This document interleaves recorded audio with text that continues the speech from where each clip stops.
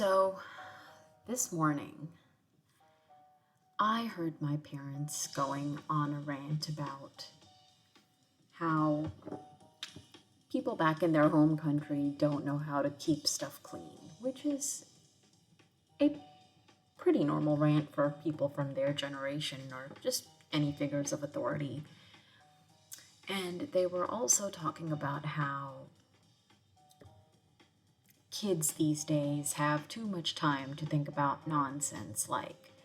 gender equality and climate change and, you know, overthinking progress in science, which is not just a common argument among figures of authority, but also among very conservative people who want to keep the masses really just disempowered and asleep and constantly running on a hamster wheel until society kind of folds into itself and regresses and completely obliterates and eats itself alive or else turns into something horrific and dystopian. And on that topic, it got me thinking about, well, what is the meaning of a truly free society? Well, in my opinion, in a truly free society, we would actually have time and secure finances to think about the world's problems and do something together as a community about them so that we can actually make true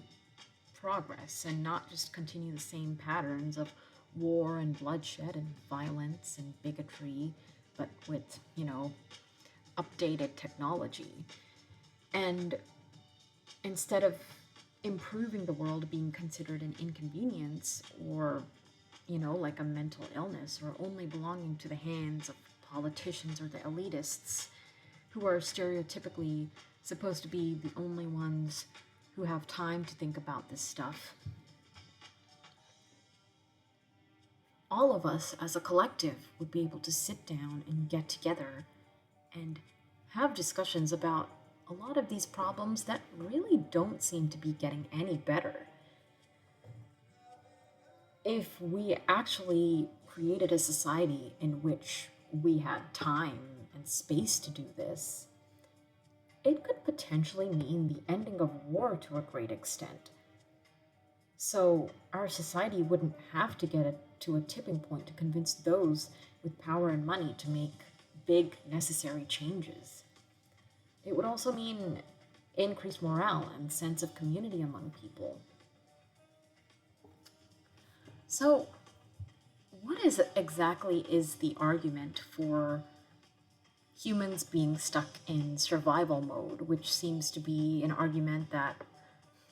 some generation of older people always make when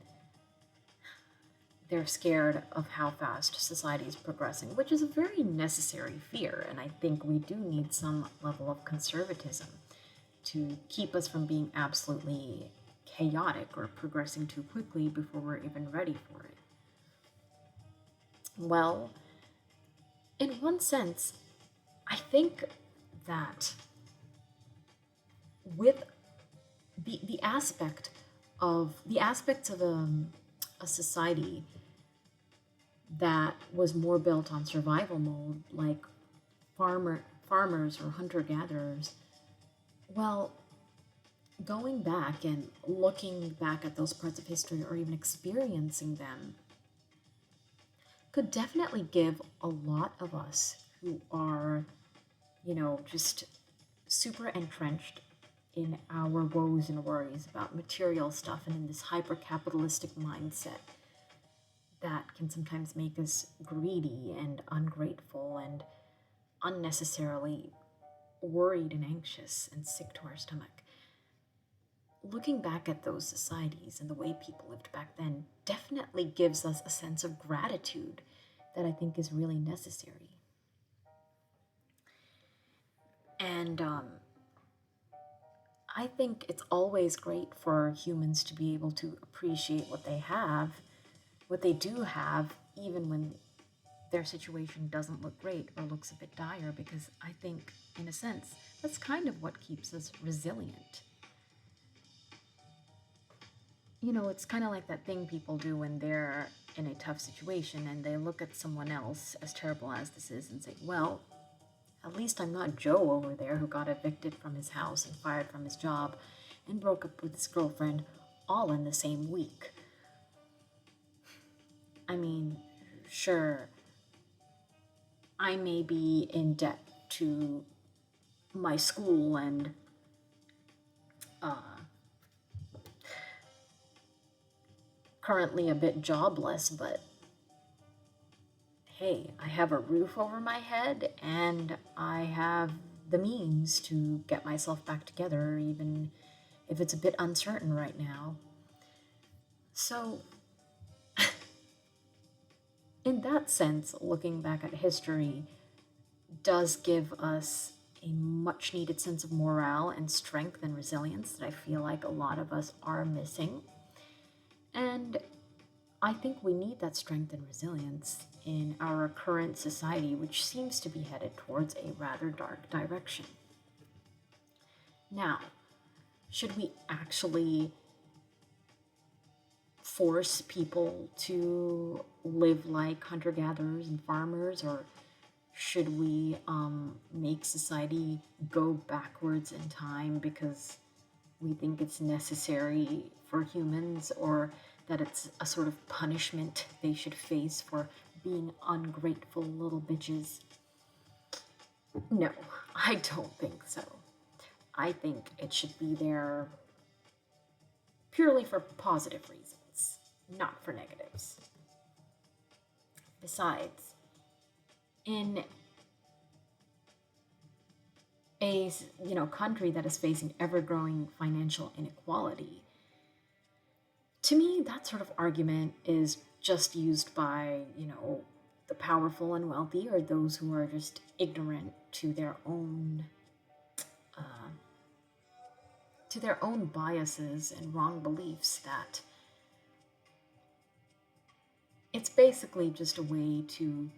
convince the masses that they should be grateful that all the progress that they themselves had once made or could have made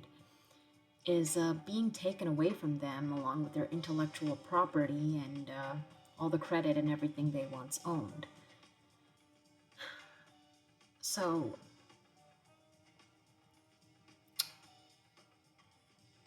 when I think about research and progress from the standpoint of academia, I'll provide you an example. First of all, unfortunately, many intellectuals and artists are grouped by bad faith populist movements and leaders into the elitist circle, or the circle of multimillionaires and billionaires, because again, there's the stereotype that we're the only ones that can afford to think of such things, and that's why we're able to think of such things. So,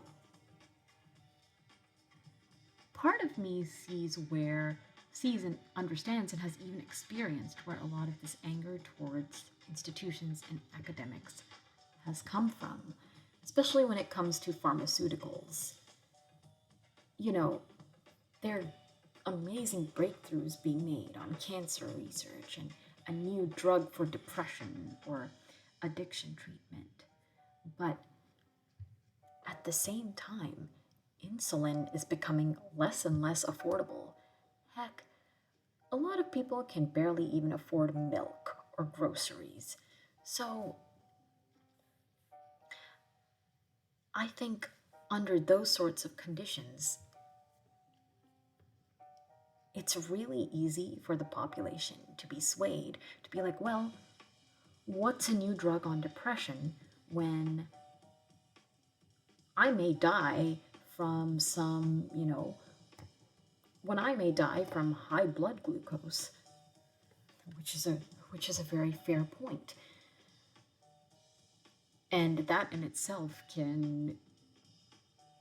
lead someone into a depressive state.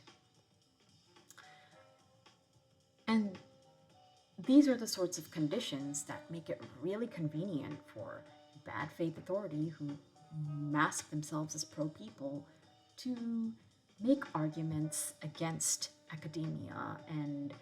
to support cutting funding from necessary areas of research without actually even doing anything to lower the price of insulin or to fight these insurance companies that basically just eat people's money up without providing them the proper healthcare coverage. And we definitely see this in the Trump administration as he's censoring a lot of information on the CDC website, and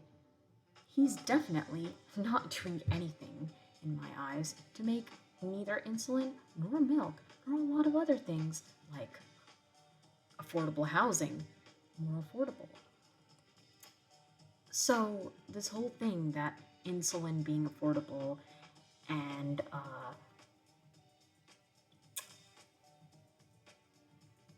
breakthroughs in academic research are mutually exclusive or one has to be sacrificed for another is, in my eyes, completely BS, especially under a BS administration, who also wants to, instead of doing anything to help fix a lot of our underlying issues and economic inflation, instead wants to spend a lot of time, money, and resources in scaring minorities in this country and carrying out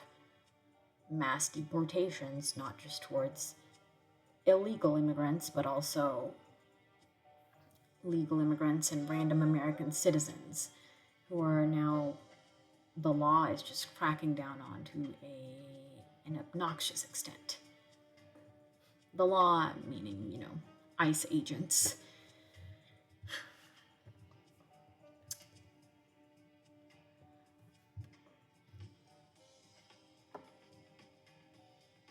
On top of that, when we talk about societal progress,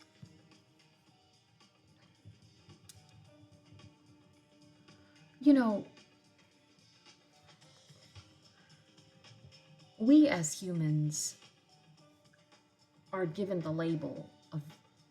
and task and duty of being human beings because what makes us different from the rest of the animals is that we're able to go beyond just surviving, and we're supposed to go beyond just surviving. And in fact, I think that's what will keep our species alive for, I don't know, several generations, thousands of years, millions of years to come. And I know there's some people that say, well, why do you care what happens to humans 100,000 years from now? I think living should just be about living more in the present and enjoying yourself. To which I say, but doesn't it give you some extra sense of duty and purpose to know that, or work towards humans, Homo sapiens, being basically immortal? I mean, even if you look at a lot of the underlying concepts of evolution isn't the way that animals mate and how natural selection and all of that occurs is to make sure that that particular species survives. So my point is that I think living with the purpose of making sure the human species is there for, in my opinion, for an eternity, that is a very legitimate purpose to live by. And I think it's completely fine and completely necessary and may even improve the quality of life if we work towards that. But not in a way that excludes and discriminates or makes the struggling groups of humans feel like a burden. No, we should work towards that in a way that lifts people up.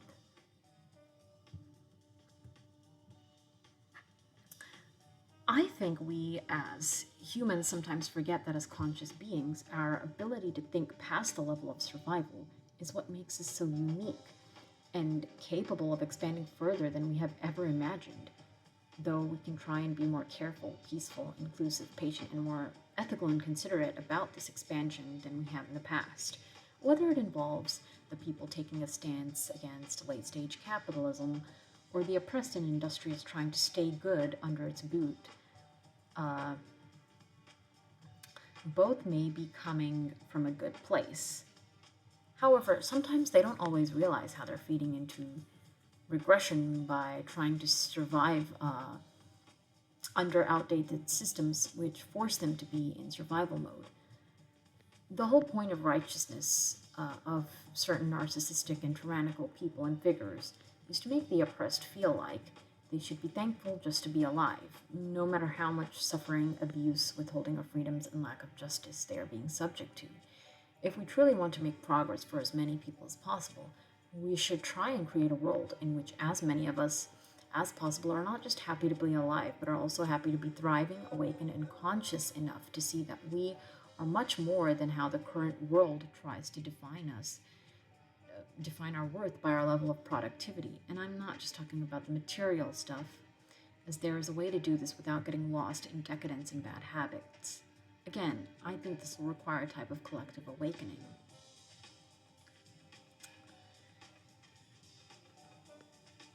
Some of us have to elevate and separate ourselves from the remainder of humanity a bit, not in a way that makes us superior, but rather to serve as a guiding light and vision as to what our world could look like for all of us if we try to stay patient, collaborative, and come up with solutions together. I think it's important that we find a balance between implementing certain rules or encouraging certain changes in our practices and behaviors as we guide people towards this future without being too imposing, too tyrannical, or even participating in censorship of the old ways.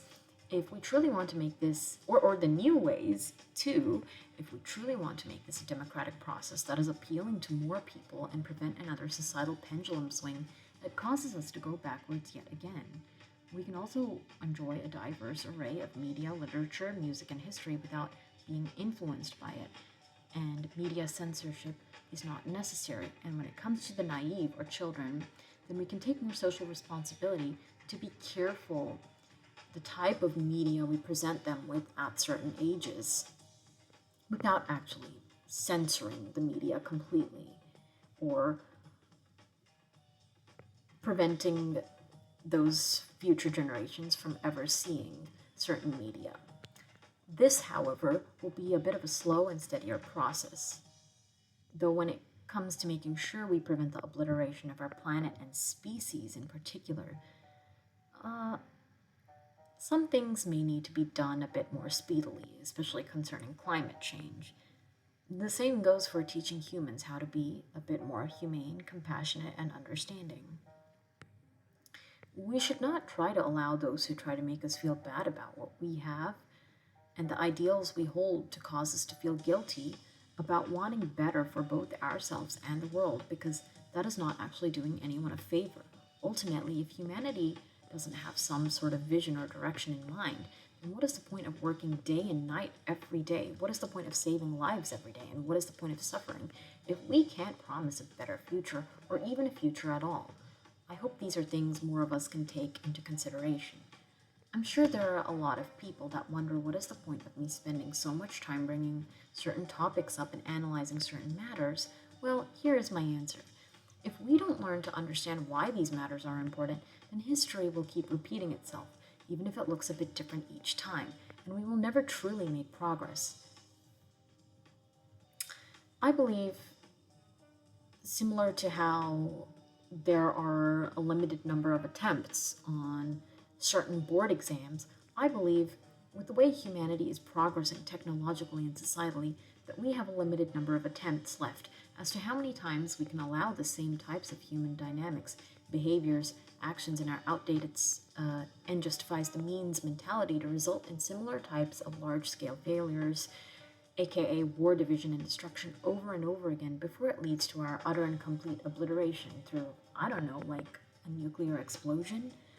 Nobody on this planet who reads this should take any of my statements as a threat. They should take it as an eye-opener and a necessary warning.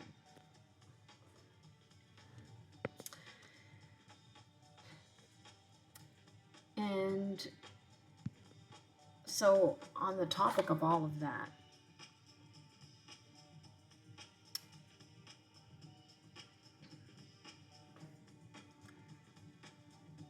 I do want to add that there's a lot of mental health and new age spirituality stuff going around about how more people should look within themselves for the answer and for their peace, and that their inner world is reflected by how the external world responds to them. Now, there is a part of me that agrees with that to a certain extent. However, if those of us who are more spiritually adept are a minority and the rest of the world is not like that,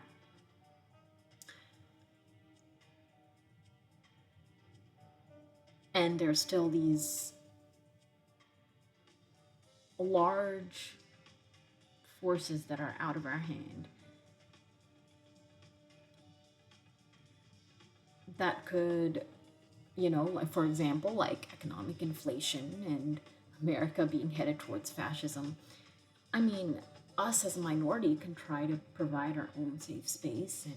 form our own little island and try to come up with our own solutions, but human species as a whole and the problems it faces is still not being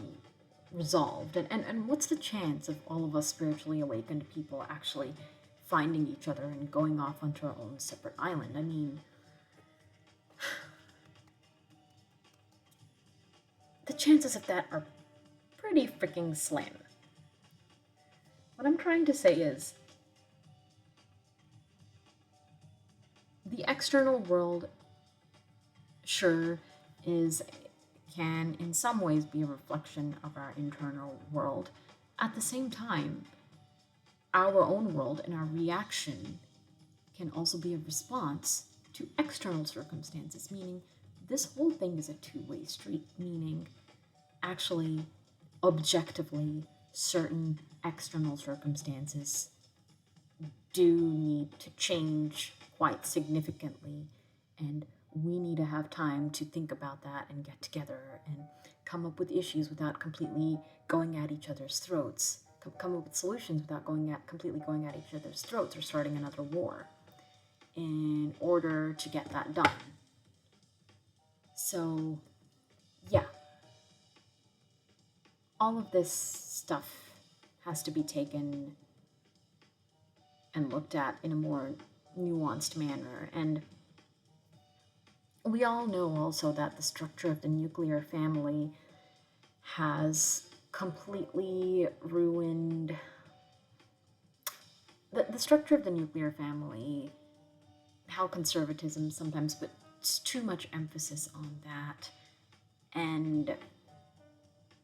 how it kind of isolates people from one another, has really led to a society in which neighbors distrust other neighbors, which means we can't even form a proper sense of community. I mean, we live in a society where I don't know if walking to my neighbor's house could potentially get me shot. So how am I supposed to have a discussion with them with even matters such as how making better sidewalks for a neighborhood would allow us as a neighborhood to be more environmentally friendly and encourage,